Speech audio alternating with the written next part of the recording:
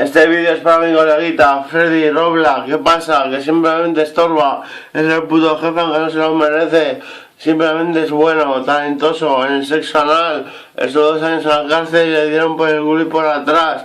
¿Qué pasa? Que ante eso nadie puede sobresaltarse. Simplemente los huesos del culo es desgastarse. Ahí soy yo cantándolo, flipándolo con la peña que me hace canciones. ¿Qué pasa? Que son las constelaciones. Con este pavo me voy a hacer una colabo, así que respetadlo.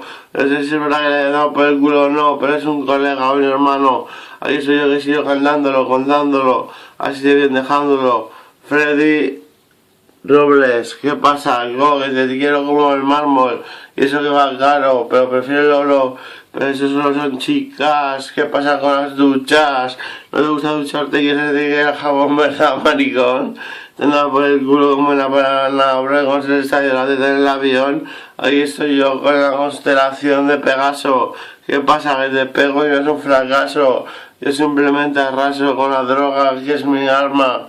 ¿Qué pasa? Que pierdo la calma y si te parte la cara. ¿Qué pasa? Que soy más macarra.